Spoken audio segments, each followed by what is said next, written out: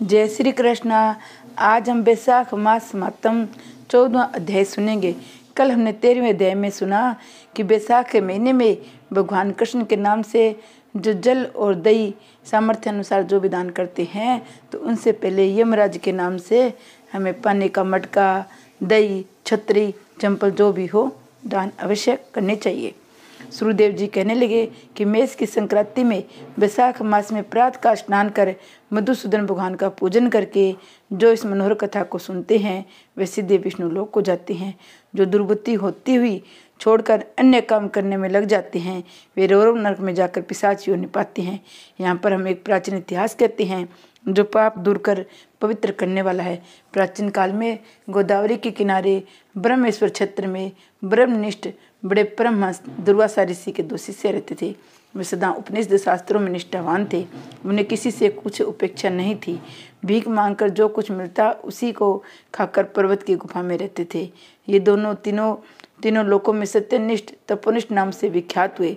इसमें सत्यनिष्ठ तो सदा कर्मों को करता हुआ भगवान की कथा सुनने और सुनाने में तत्पर रहता था, परंतु पुण्य रूपी कथाओं की व्याख्या के सुनने सुनाने के समय संपूर्ण कर्मों को भी छोड़ देता था और कथा समाप्त होने पर अपने नित्य कर्म करता था। वह बिना कथा श्रवण किए अन्न ग्रहण नहीं करता था। अतः जो मनुष्य ऐसी कथा सुनते हैं उसको जन्म के बंधन नहीं व्यापते और विष्णु भगवान में सच्ची भक्ति तथा स्नेह उत्पन्न होता है। आरती दूर हो जाती है। साधु महात्माओं के सुवद हृदयता उत्पन्न होती है।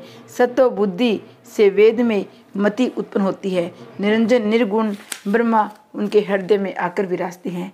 परंतु जहाँ साधु महात्मा न हो, तुलसी न हो, विष्णु जी का मंदिर न हो, काला मर्ग न हो अथवा कथा न होती हो, वहाँ यदि साक्षात गंगा जी का किनारा भी हो तो त्याग देना चाहिए। वहाँ का मरा हुआ प्राणी 100 जन्म तक कुकर नहीं पाता है अथवा अंध तामिस्त्र नरक में पड़ता है। ऐसा उपनिषद विचार कर वह पुनीश्वर सदा विष्णु की भक्ति और कथा श्रवण करने में तत्पर रहता था। मगर दूसरा जो तपोनिष्ठ था न तो जीवे से विष्णु कथा कहता था न कानों से सुनता था। तीर्थ स्नान करने जाता तो वहाँ पर होती हुई कथा भी तप में विघ्न न पड़ जाए ऐसे डर से छोड़ देता था। श्रोता और वक्ता कोई भी उस कर्मनिष्ठ के निकट होकर ग्रह कार्य के लिए नहीं निकलते थे। उस दुरात्मा ने दुर्बुद्धि से ऐसे ही समय बिता अपना शरीर छोड़ दिया। तब वह समी के वृक्ष पर छिन्नकरण नाम का महाबलवान पिशाच हुआ। आश्रयहीन शुदा से व्याकुल हो उसका कंठ, ओष्ठ और तालु सूख गए। ऐसे अत्यंत दुखी हो अपने किए हुए कर्मों के ऊपर विचार करता हुआ वह उन्मत्त की तरह इधर उधर घूमता हुआ भटकता रहा। इस प्रकार 10 सहस्त्र वर्ष बीत गए। उसे अपने कोई रक्षक दिखाई नहीं देता था। उस एकात्मा का देह पर पवन अग्नि पर सम्मान लगता था। जब कालांगिन के तुल्य और पुष्पादि विष के सदस्य मालूम होते थे। इस प्रकार उस सुनसान वन में साधु संग और कथा से रहित स्थान में भटकता रहा। कदाचित देवयोग से सत्यनिष्ठ पेटनसीपुरी में आया। मार्ग में उसने क्षुधा से अत्यंत पीड़ित और अत्यंत दुखी छिन्नकरण नामक पिशाच को देखा। उसे देख मुनीश्वर कहने लगे, डर मत, तू कौन है? तेरी ये दशा कैसी हुई? अब से आगे तुझे दुख नहीं होगा। सत्यनिष्ठ के ऐसे आश्वासन देने पर छिन्नकर्ण अत्यंत व्याकुल हो कहने लगा, हे प्रभु, मैं दुर्वासा कस्ती से तपोनिष्ठ नाम का यात्री हूँ। मैं ब्रह्मेश्वर क्षेत्र का निवासी हूँ। कर्मों के लोप हो जाने के भय से अपने दुर्बुद्धि के कारण महात्माओं द्वारा कही हुई विष्णु कथा का आदर नहीं किया। उसी कर्म के घोर परिणाम से मेरी मृत्यु हुई और छिन्नकर्ण नामक पिशाच बन दुख से अत्यंत व्याकुल हुआ हूँ। आज मेरा भाग्य फिर गया। मेरे ऊपर सब देवता, गुरु तथा साधु संतुष्ट है। हरि भगवान मेरे ऊपर प्रसन्न है जो आपके दर्शन में इस प्रकार छिन्नकर्ण त्रय त्रय करता हुआ चरणों में गिर पड़ा। तब महायशस्वी सत्यनिष्ठ ने उसे दोनों हाथों से उठाकर अपने सुकृत का पुण्य और वैशाख मातम्य को क्षण भर सुनने का फल दिया, जिससे उसके पास तत्काल दूर हो गई। पिशाच की योनि छोड़ दिव्य देह धारण कर महामुनि की परिक्रमा में प्रणाम कर दिव्य विमान में बैठ विष्णु लोक को सत्यनिष्ठ पेटनसीपुरी को गया। बारंबार महात्मा श्रवण की चिंता करने लगा। सूर्यदेव जी बोले, जहाँ सुफल देने वाली, सब लोगों के पाप दूर करने वाली विष्णु भगवान की कथा होती है वहाँ सब तीर्थ अनेक क्षेत्र आ जाते हैं और वहाँ के निवासियों की मुक्ति प्राप्त होती है, इसमें संदेह नहीं। सूर्यदेव जी बोले, हे राजन, मधुसूदन भगवान के प्यारे पाप नाशक वैशाख मातम्य का फल और भी सुनो। प्राचीन काल में पंचाल देश में पुण्यशील और बुद्धिमान भूरियस का पुत्र पुरुष था। पिता के मरने पर वह राजा हुआ। ये बहुत सूरवीर, उदार, धनुर्विद्या में बड़ा प्रतापी था। धर्म पूर्वक पृथ्वी पर शासन करता था, परंतु पूरे जन्म में इसने जलदान नहीं किया। इस पाप के मारे कुछ काल में उसकी सब संपत्ति नष्ट हो गई। उसे बलहीन जान उसके वेरी अनेक राजा आए और उसे युद्ध में जीत लिया। राजा परास्त होकर सिसिनी, रानी, दात्रादी गण आज साथ ले, जहाँ का मार्ग कोई नहीं जानता था, ऐसे पहाड़ की कंदरा में घुस गया। वहाँ 53 वर्ष व्यतीत किए। एक दिन अपने सदगुरु को सोचता हुआ अपने गुरु का स्मरण करने लगा। तब याज और प्याज नाम के मुनीश्वर सर्वज्ञता राजा के पास आ पहुँचे।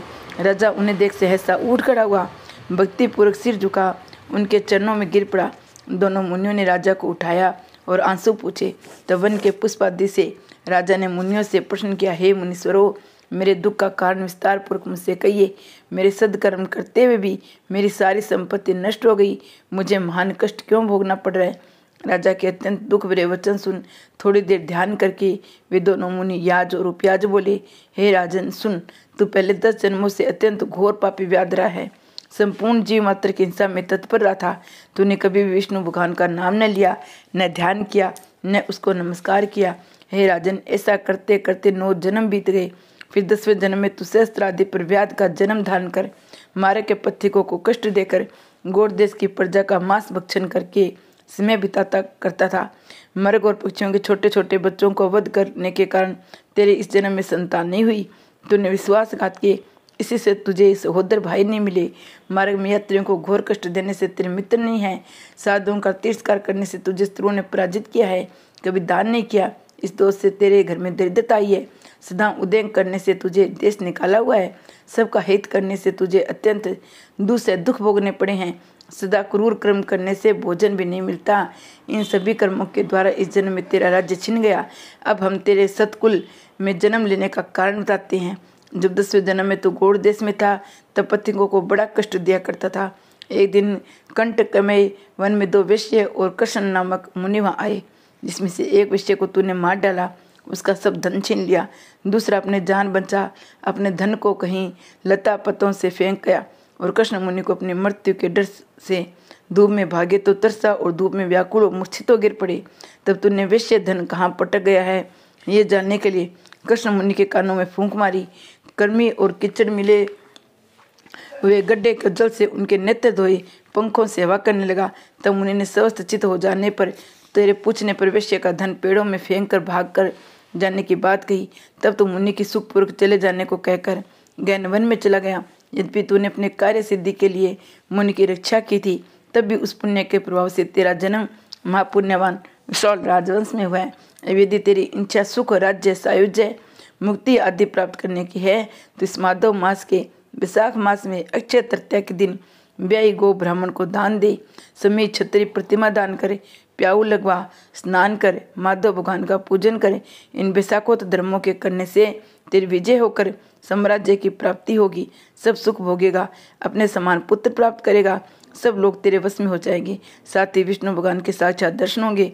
ऐसे कुल पुरोहित दोनों ब्रह्माज, याज और उपयाज राज को समझाकर अपने अपने घर चले गए।